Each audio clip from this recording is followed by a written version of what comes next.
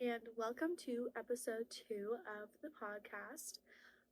Today we're going to be talking about my bipolar diagnosis and kind of my experience with it so far. I do want to put a little bit of a trigger warning on this. I am going to be talking about like some pretty heavy mental health topics.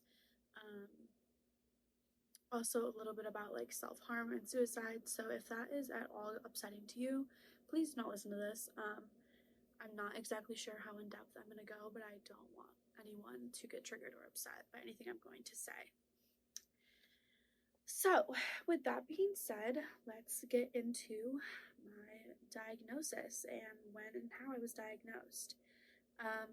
So I'm currently 21. It is August of it's September now of 2023. I was diagnosed in November of 2022, so it's been roughly 10 months since I was diagnosed, and I started experiencing bipolar episodes much earlier than this. Looking back on kind of like things that were going on in my life, I feel like my senior year of high school, which was 2020, right before the pandemic.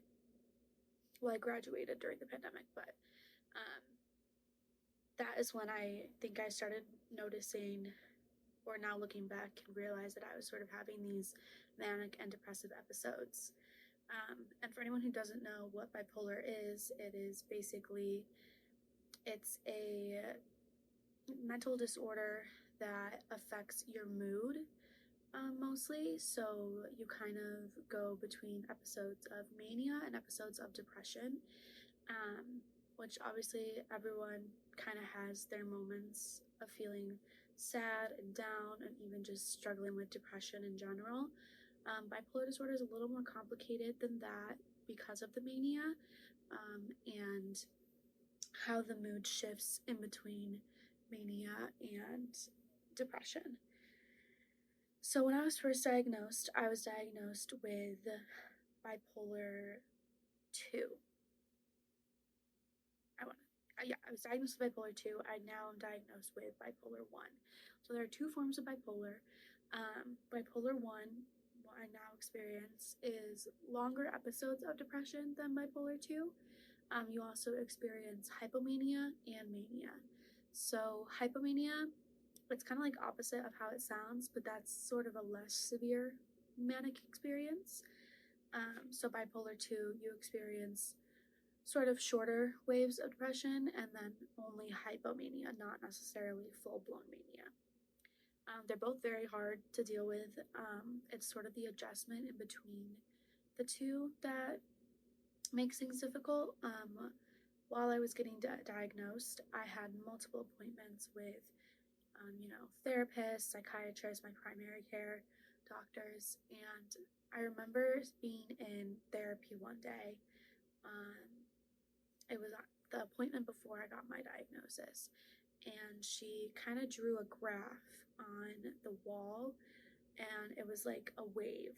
So if you took your finger and you just went up and down and made a couple bumps, that was what normal people kind of experience with emotion changes. Like, you're gonna have good days, bad days. It's sort of just like a up and down. With bipolar, it was a really sharp up and down, sort of like the peak of a roller coaster, and then right back down and then right back up. And that is what I find the most difficult in dealing with it, is the change, because a lot of times it's not triggered by anything. There's really no reason for it. It just, you wake up one day and you don't feel like yourself at all, and you have very little control over it. So once I was diagnosed, it was several appointments. It took a couple weeks. I know sometimes it could take longer. I think I was just kind of like in the peak of a depressive episode when I went in there, and also had just came off of a manic episode, so it was really easy for me to communicate what I was experiencing, and I think that made sort of the diagnosis process a little bit quicker for me. But once I was diagnosed, we started sort of my treatment plan. So I'm in therapy, I see a psychiatrist, and I'm on medication. This is really common in bipolar patients. So for my medications, I was on anxiety medication and antidepressants prior to getting diagnosed with bipolar disorder. I really struggled with anxiety pretty much since middle school, but it got really bad my sophomore year of college. And that's when I went on medication for anxiety. And I also was put on antidepressants around the same time. So I was already on those. So basically, they just added a mood stabilizer for me to take daily. And that's very common bipolar. The mood stabilizer kind of does what it says, stabilizes your moods. I think I was on, they start you off on like the lowest dose, and now I'm on, I think I can go up one more dose technically, but I'm pretty content where I am right now on it. So it did take a little bit of trial and error, you know, switching around some of my other meds just to kind of figure out what works best. But yeah, that's sort of how I started getting treatment for it. Still in therapy, still see the same doctors and everything. It's really important for me that I keep up on that. Therapy is one of the most helpful things I've ever experienced, which I will get into a little bit later. But even if you don't struggle like with something like bipolar or another mental illness, please go to therapy. Like, you could have the greatest life on earth, and like, it still is helpful to talk about things. Everyone has worries and concerns, and I just think everyone should be in therapy. If I know it's hard and it's not easily accessible, but if you do have access to it, like, I really believe that it does wonders for you. So, highly recommend going to therapy. So when I first started, you know, getting treatment for bipolar disorder, it was really scary. I was really overwhelmed with kind of what I thought I knew about it. Me and my friends had kind of been joking around for a while that like I probably did have bipolar disorder and that I was like quote unquote crazy. And I think what really scared me was the perception of it in the media. And that is a big part of why I wanted to kind of start this podcast and talk about it, because I mentioned this in my introduction episode, but there's not a lot of people my age who openly speak about having bipolar disorder. And I get it. It's scary. I'm terrified to be doing this right now, and I'm sure I'll be even more scared when I decide to post this. And also the way it's portrayed in the media is very alarming. If you think about bipolar disorder, like the top things that come to mind is Kanye West. People think he is crazy, and it's often linked to his bipolar disorder. Now, I'm not saying he hasn't done some messed up stuff, but I think it kind of puts a bad taste in people's mouth when you hear bipolar. That's just like what a lot of people assume. Some other examples is if you ever seen Shameless, one of the characters on there has bipolar, and the way they wrote his character, it's like his only personality trait, which is really frustrating. Because yes, I am bipolar, and I'll be bipolar till the day I die. There's nothing I can do about it. There's no cure for it. But I'm a lot of other things too, and I hate when I tell somebody I have bipolar disorder and they just assume they know everything about me, or that that is the only thing about me. Other celebrities have kind of come out and talked about it. I know Selena Gomez has opened up about it in her My Mind and Me documentary. I think she handled that really well, and also I know Halsey has done a couple of interviews about it. And it's nice to hear, but it's also like, they're celebrities, they have access to every possible thing they could ever need, and they also have different pressures than I experience that probably make it a little bit more difficult in some ways. So I live a very normal, average life. I just feel like there should be a little bit more awareness for this and what it's like. So yeah, in the beginning, taking my meds and stuff, I was really scared of it, and I was also really bad at taking my meds. I think I was like kind of in denial a little bit that I needed them, which I do. I definitely do, and there's a noticeable difference when I don't take them. There was this one instance, I was still at college, living in my college apartment with my roommates, and I had been off my meds for like, I think like 2.5 weeks, around there. Not like intentionally. I think I had just forgotten to take them like a day or two, and then I just never got back on track with it. But I started going manic. And when people hear manic, they think it's like, oh, you're just like super happy all the time, or like you're super productive, you have so much energy. And to an extent, yes, you do have big bursts of energy and you can feel euphoric and very happy. But there's also another side of it that I'll get into a little bit later. So I was manic, and a big thing for my experience of mania is I get super irritable, and like everything just rubs me the wrong way. Like especially in the mornings, like I wake up and like if I have not been to the gym and had my breakfast and had my like alone time, like you don't want to talk to me. I'm a bitch. I'm fucking miserable, and I will make your life miserable too. And so I was at college and I had just like a freak out. There was like a little bit of tension going on with my roommates and with one of my roommates. And I kind of like, I came home from work and I just lost it. And I packed up my stuff. I had my dog at the time because I have a therapy dog who was at school with me. I packed him up, took him home, got in a huge screaming fight with my roommate right before I left, was on the phone that night, got in another big fight. I was just being awful. And then the next morning I woke up and was like, what the fuck? Like, why did I do that? That's not me. That's not how I fully feel. Like, I was upset about some things, but like me now, I'm in a very regulated state right now. I would never have handled it that way.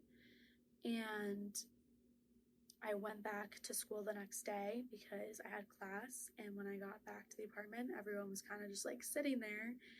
And I was like, can we please talk?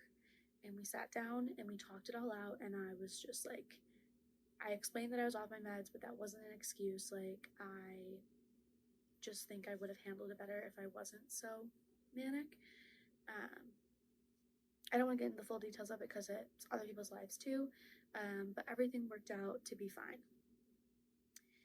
Then a few weeks later, like spring break had went by, we were all kind of coming back. Everything was going pretty well. I started getting really paranoid that there was still kind of issues with my one roommate. And there was another situation that happened months prior to this, like before I had even gotten my bipolar diagnosis. This was in the spring. In the previous like fall, there was another issue that was really difficult to deal with at the apartment, not with my roommates, but with like a neighboring person in the apartment. And so I was just already uncomfortable in the apartment. I wasn't happy there. I was not sleeping. And like a few weeks after this manic episode in the spring, I had a really big depressive episode happen, and I was feeling down for a while. I wasn't really leaving my room. I wasn't going out. I was kind of just like going to class when I had to, but if I could do it online, I was most definitely doing it from my bed. And yeah, I remember I had gotten back to the apartment and I went to like pick up dinner. And I came back and I went up to my room and I was eating dinner. And after that, I didn't have like much work to do that night. And so I was going to put on a show, but I just started getting so angry and so irritable. Like, I just remember the feeling of like wanting to throw something, which like I'm not a violent person when I'm manic. Like, I would never physically harm someone else, but I will like hurt myself. And I was just like, I wanted to like bang my hat on the wall. Like I wanted to like, I had so much pent up rage and aggression and I had no idea why. And so basically I started freaking out in my room. My poor roommate was downstairs in the living room and I come out of my room sobbing. And she kind of looks at me, she's like, oh my God, like, are you okay? And I don't even know if I was making sense, but I think I was trying to tell her, like, I just need to go for a drive. I need to get out of the apartment. Because, like I said, there was already a situation where I didn't really feel super safe or comfortable at the apartments.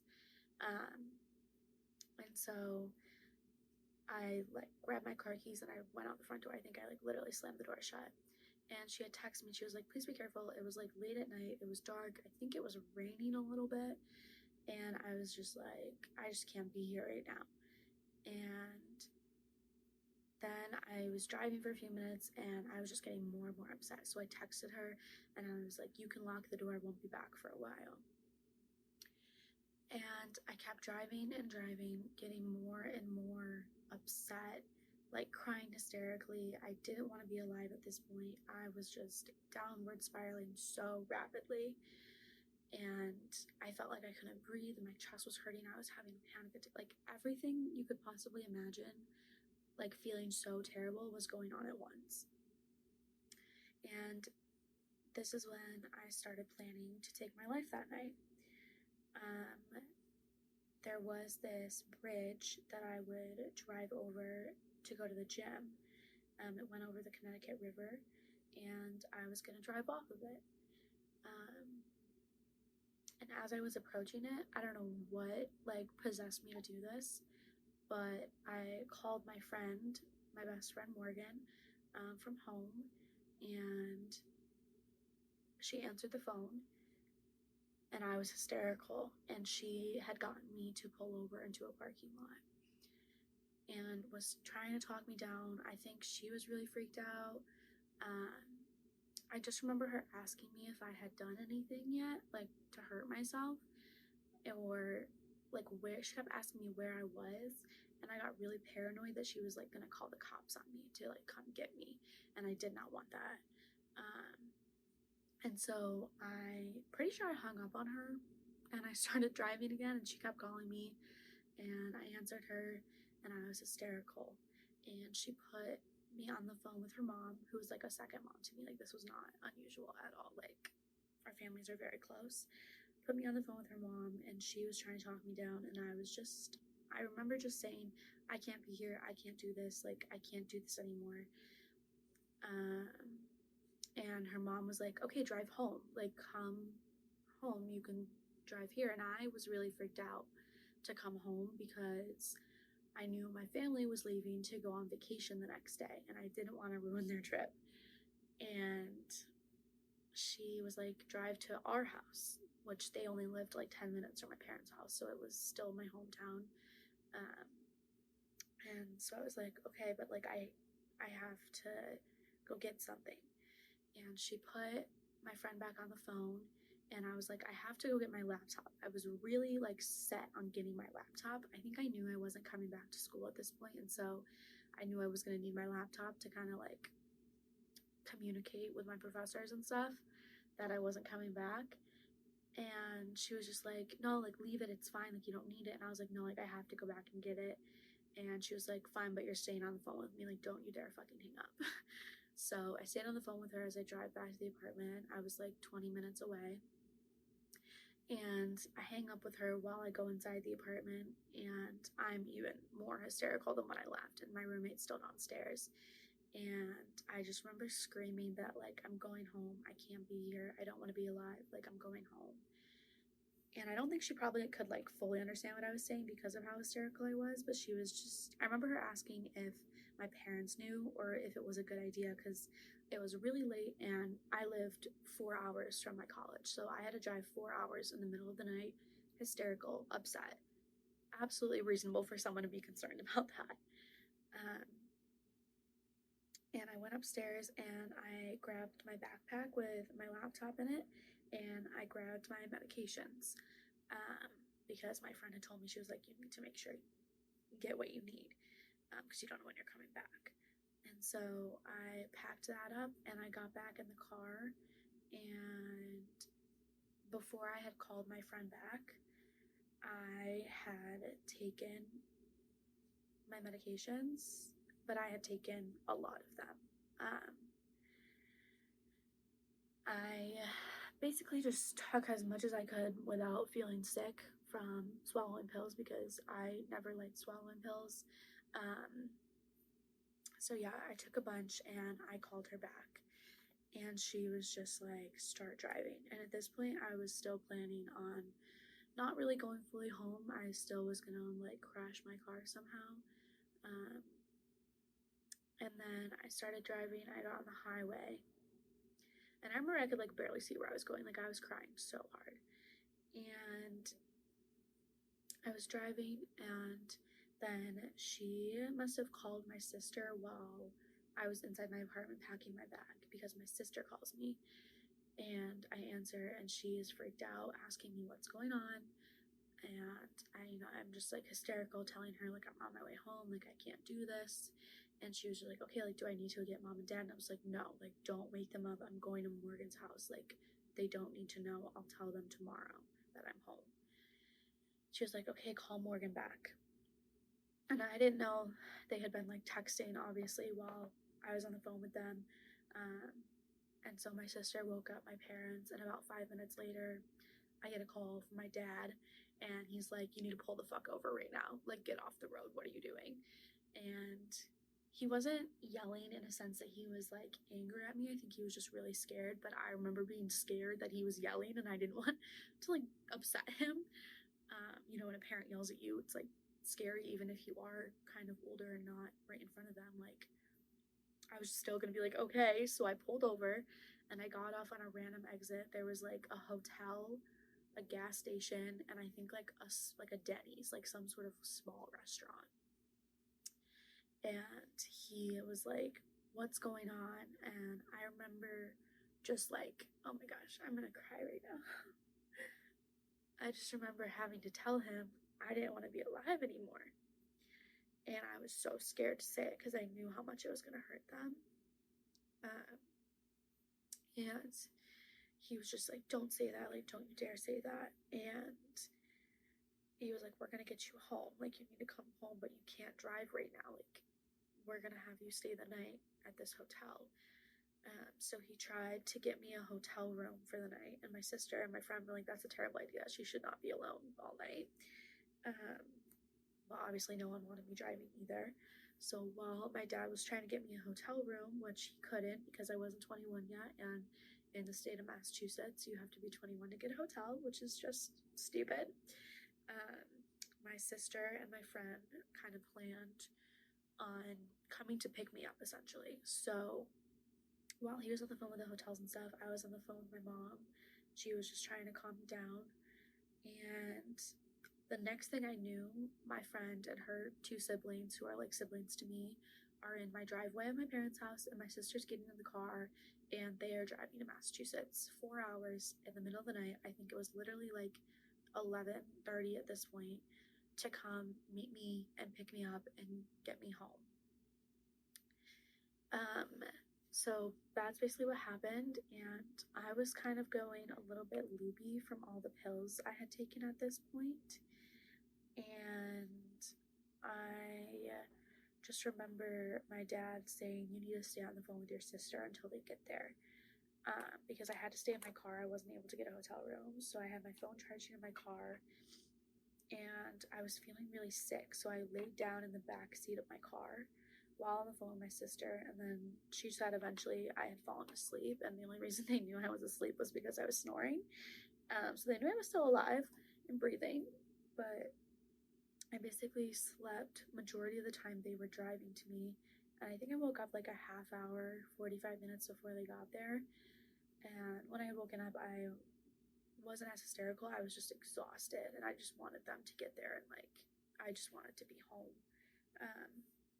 And so when they got there, we went inside to just like use the bathroom of the hotel, and then came back out, and my friend got in my car with me, and I got in the passenger seat, and then my sister and her two siblings were in the other car, and we drove home. We got home at like 8 in the morning, and I had slept the whole day. So basically from that point on, I stayed home. I emailed my professors, a few days later, that there was an incident and I had to come home, and kind of asking if I could finish my semester virtually. They were super understanding and like worked everything out. And I had already decided at this point, like before this all had happened, that I was graduating early. There was about a month until graduation, just because my living situation was just not working out. and there was no other option really for me to live senior year. So I already knew I wasn't coming back the next semester, so it was kind of just like getting me to graduation at this point. So my professors were super understanding, and I finished my degree online essentially. I went back for finals, which I was really nervous about. I remember I slept in my car one night because I didn't want to sleep at the apartment. So I slept in my car on campus outside of our like design building because everyone was there pulling an all-nighter for the final, and I had finished, so I went and slept in my car until the final the next morning. Anyways, and then I stayed until graduation, which I didn't even want to go to graduation. I remember we had packed up my apartment the day before, and so we were in a hotel the night before graduation, and I was hysterically crying to my parents that I just wanted to go home. Like, I did not want to be there any longer than I had to be. And so went to graduation, immediately left, and came home. And I was really happy to be done, but I was also just exhausted. And so at this point, I went into a big depressive episode for like 2.5 months. I did not get out of bed unless there was some sort of like family birthday or something, or my birthday. I literally laid in bed all day long, like in the dark. I was just not doing well. And that ended about a month ago. So I've been doing pretty good since then. I'm kind of starting to get back on my feet in terms of like finding a job. We redid my whole bedroom downstairs, which if you're watching the video of this, you can kind of see. And yeah, so I've been doing better since then, but it was definitely a rough couple months. And it definitely affected everyone around me too. Everyone was really worried. Like, understandably, I was just not myself or doing well whatsoever. So I just want to kind of dive into more general things about my experience with bipolar disorder and not like sort of my personal episodes and things that have happened. So like I said earlier, I get really irritated when I'm manic, and I was manic a few weeks ago. I was like just a bitch, to put it plainly. Like, I was just miserable to be around. So yeah, I get really irritable, and then I also get like bursts of hyperactivity and like euphoric, really happiness stuff. So that is like kind of hard to deal with because one second I am like cranky and like no one wants to be around me, and the next second I'm like, all right guys, like let's go do something, acting like everything's fine, even though I was probably a bitch to people earlier in the day. And everyone has a different experience with bipolar disorder, so I don't want to be speaking for everyone else, but this is just kind of what I go through.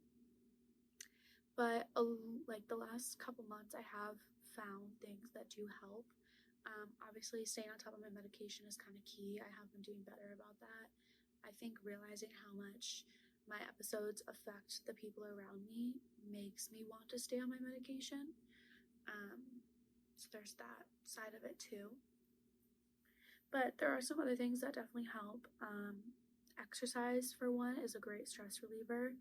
And like I said, when I'm manic, if you talk to me before I go to the gym in the morning, I am cranky. The gym is my me time. Like, I put my headphones on, no one bothers me, and it's obviously releases good endorphins. That's just like scientifically proven. So I would definitely recommend trying daily exercise, even if it's just going for a walk. Like, I'm currently doing the 75 hard, and so a lot of the times, if you don't know what that is, you have to do 2 workouts a day. My first workout would be like lifting at the gym, and then later that night I'll go for a walk or a run. So even just going for a walk can be really helpful to clear your head. Another thing is talk therapy. I see a therapist every week. If you don't have access to therapy, I would recommend like journaling. I've tried journaling. I'm too much of a perfectionist personally. If I like misspell a word and my handwriting's not perfect, I rip out the whole page, and then it just stresses me out. So it's kind of counterproductive. But I also will do like voice memos and like just rant into my phone, which is basically what I'm doing now with this podcast. I'm just airing it for the whole freaking world, whoever wants to listen to it. So that's like another good alternative if you don't have access to therapy. And the thing is music, just putting on music and having a dance party in a room. I have probably 2 to 3 dance parties a day. I'm not exaggerating. Like, I just like it's so helpful and it just like gets out my like burst of energy, especially when I am manic. But even just like getting into my car and blasting music and screaming your favorite songs, like it's so therapeutic and it's so uplifting. Like I would really recommend putting together a playlist that you know is gonna make you feel good. Um, this is obviously a little bit specific to me, but my dog, I do have a puppy. His name's Coda. He's 1 year old, and I got him while I was at college to kind of help with my anxiety before I got diagnosed with bipolar disorder. And like just the attachment I have to him is so helpful. He's just very comforting to have around. So that's something you could look into. Obviously, it's also a big responsibility financially and a time commitment. So just be aware of that. Another big thing that has kind of helped sort of cope with getting diagnosed with bipolar is having a humor about it. Yes, it's a very serious thing, and obviously there are times that are harder than others, but like me and my friends make jokes about it all the time. And I think it's good to kind of laugh about it because there's nothing you can do about it. Um, and I think there's a difference between joking with you versus like joking, like laughing at you. I have the most supportive, amazing friends ever, and I'm very comfortable with them. They're very aware of my situation, and I try to be really honest when I'm going through a manic or depressive episode. If I feel it, like it's coming on, or I feel like I'm in one, like we'll talk about it. But it's also just funny to like look back at like some of the stuff I do when I'm manic, or like things I say, and just be like, wow, I was really on one that day. Like, it's okay to laugh about it with people you trust. Um, like the other day, I was coming out of a manic episode a few weeks ago, and I was talking to my friend, and she wanted to change her hair, and she made a joke about like not necessarily knowing what she was gonna do, or she was like, I'm gonna do something crazy, and then she was like, "Look who's manic now, Meg," kind of as a joke, and I like gave her like a death glare jokingly. Like I was not offended at all. I knew she meant it as a joke. Um, I was just like, did you say that because I'm bipolar? And when I'm bipolar, I'm crazy, and like made it into this whole funny thing. And we just sat there like dying laughing about it. So I think making fun of it can be helpful, obviously, with the people you trust around you. If you don't know someone very well, do not make fun of them for being bipolar. Please don't call them crazy. Like, that is actually hurtful. I feel like that doesn't need to be said, but honestly, like, who knows in this society? And then lastly, I think finding people you can relate to can be really helpful. There's not a ton of people I found that I relate to, which, like I said before, is kind of why I am talking about this very openly, in case someone else needs someone to relate to. But there are a few, and when I have questions or like feel like no one gets it, like I will go look at sort of their social media where they have talked about it just for some reassurance that I'm not the only one feeling this way. Yeah, I don't want to get into like too much of the scientifical, is that even a word? Probably not. Too much of the scientific background of bipolar disorder because I don't know and I don't want to spread misinformation. But you can definitely do your research on that. Okay, so I just listened to what I've recorded so far, what I've said, and there were a few things that I feel like I missed talking about. So I wrote them down just to kind of make sure I got everything in that I wanted to. So this part might be just like a little bit out of order, or like feel like I'm jumping back to some things I already talked about. So just bear with me. So I just kind of wanted to start by going over some of the other experiences or things that I've experienced because of the bipolar disorder, or things that are like linked to bipolar disorder. So one of the biggest ones is like my sleeping habits. I don't sleep, especially when I'm manic. This is really common to like stay up all hours of the night, pull all nighters, and I've never really been a big sleeper. I've always woken up super early, been a night owl. So I haven't noticed like a huge change just because I've always had a hard time with sleeping. But it is a really common sign. And when I'm manic, I do notice that my sleep is worse. I am doing a sleep study soon to kind of work on that. But yeah, that's one of the things. The other thing when I'm manic is like my self-esteem goes up so high. And I think this is kind of why I get like a little bit irritable or just like not really concerned with like other people around me because not that I'm selfish, but like I'm not insecure in a sense of like I'm watching what I'm doing. I don't know if that makes sense. Also, very talkative. That's pretty common. Just because I'm hyper, I have way more energy. I'm a little bit more social. Obviously, I'm going to be more social, manic than when I'm in a depressed state. So that's one. I also get really motivated to kind of start new projects. Like the podcast, for example, I kind of started talking about wanting to do this while I was coming out of my manic episode. Um, and I started doing the 75 hard, which is like a 75-day challenge, right at the beginning of my manic episode. And so I was like super motivated. I was making like little vlogs on TikTok. And then, once my manic, like hypermanic state kind of started to wear off, I like stopped doing that. I just like didn't care for it anymore.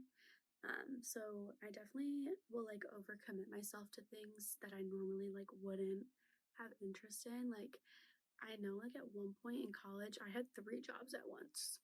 And then I went into a deep depression and I quit all of them. So that's just like kind of frustrating. Um, it's like not necessarily being able to stick to everything I commit to. So have to be careful with that. Also, to be careful, it's really common when you're manic to kind of engage in more risky behaviors.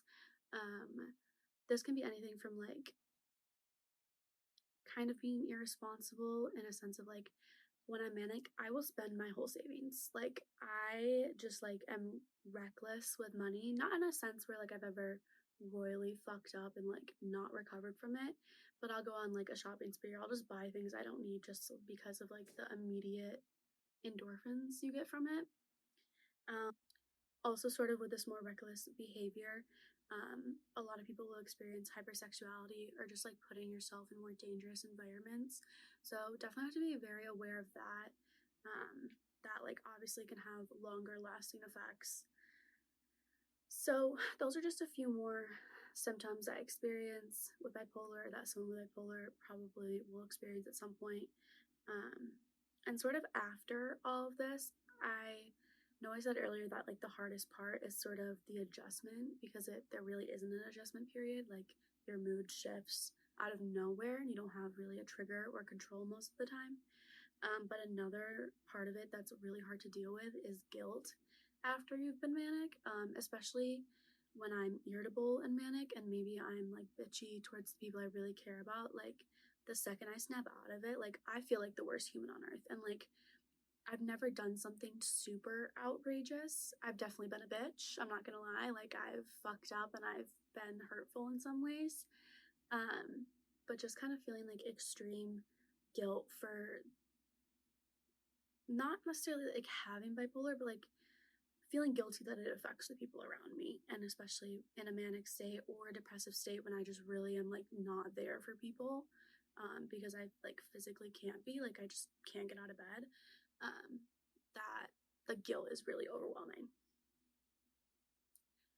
I think another hard thing in relation to like how bipolar affects the people around you is like how it affects your like friendships and relationships. I've definitely like lost friends. I wouldn't say solely because of it, because like if I'm being honest, the friends I have lost like also kind of were shitty in some ways, so like it's not the biggest loss. But I definitely had a part in it too, and like some people aren't equipped to handle me being bipolar in a sense of like, one, it's not their responsibility to, and like they just may have things going on in their life where like they can't be there for me, or they just like don't have the capacity to be that forgiving, which is fine, but like it's also hard for me to maintain friendships where I don't feel like I can be 100% myself or like truthful about what I'm going through with the person because of like judgment, or they just like don't care necessarily, which that's fine. That's everyone's own individual prerogative. Like, I can't make someone care. You're not a bad person if you don't care. But, like, it's obviously just not going to work out with, like, us being in each other's lives. I also think it definitely impacts more of, like, a romantic kind of relationship because I'm terrified of them. I feel like no one is ever going to want to deal with me. And I felt this way before I got the actual diagnosis. I always kind of knew that I was a lot to handle or that, like, I was really emotional. And I used to be really insecure about it and think, like, no one's ever going to want to, like, be around me that much. No one's ever going to care about me like that. And I still definitely have thoughts of that, but it's more so, like, I'm less insecure about it and it's more just like a standard where it's like, if you're going to be a part of my life, you need to be able to handle this because I can't do anything about it, for the most part, anyways. So that definitely crosses my mind a lot. I think also now that I'm, like, in my 20s and stuff, a lot of my friends have had, like, sort of seriouser relationships and I haven't. I think there is sort of like a pressure you feel when you start to get older that it's like, all right, like, the clock's ticking, like, gotta find someone. And I just know, like, it's going to be very difficult for me to find someone who fully accepts every part of me and, like, how emotional I can be, how up and down I'll be. So yeah, that's just like my little rant on that. But because of these things, I think it's really helpful to be open and honest with the people in your life about what you're going through and how you're feeling so they're aware of it and they don't take it personally. Because when I start to feel myself going manic, I didn't always used to let the people around me know because I was embarrassed. Now, like, I will literally text my friend the second I, like, kind of have that click and I figure out what's going on. And I'll be like, hey, just to let you know, I feel like I'm going manic. Sorry if I'm a bitch. Like, I fully have sent that text probably word for word before. Because if you're in my life, like, daily or, like, weekly or just, like, someone who's close to me, like, it's gonna come around and affect you at some point, and I would never want the people I love and care about to, like, take it personally or think that, like, I am, like, upset with them just because I'm manic and irritable. And vice versa, even if I'm, like, going through a depression, like, I will cancel plans. Like, there was, like, last summer, I wasn't in as bad of a depression as I was this summer, but, like, I didn't want to leave the house and I would cancel plans, like, the day of, which is really shitty when you do it constantly. And, like, I know it probably pissed off my friends and I do feel bad about it. So now I'm really, like, conscious of the fact, I don't know if that's the right word, but I'm really aware of the fact that it's a lot more helpful if I just tell people, like, what's going on so that it's not a surprise when, like, I'm not feeling up to certain things, or, like, maybe I have a bigger reaction to something that, like, isn't really that big of a deal, but to me it's, like, really triggering right now. And with that being said, like, that kind of ties back to, like, the, like, to ties sorry word vomit, that kind of ties back to the, like, part of, like, there's gonna be some people who, like, genuinely just, like, don't have the empathy to, like, be in my life or be the understanding of it, which is fine. It's just kind of something I've had to accept that, like, some people are just not gonna like me for the fact that I'm emotional, and that's fine, and it's out of my control, and, like, I can't dwell on it because it's just gonna make me feel bad about myself. And, like, realistically, like, I should not feel bad about myself because I didn't choose to have bipolar disorder.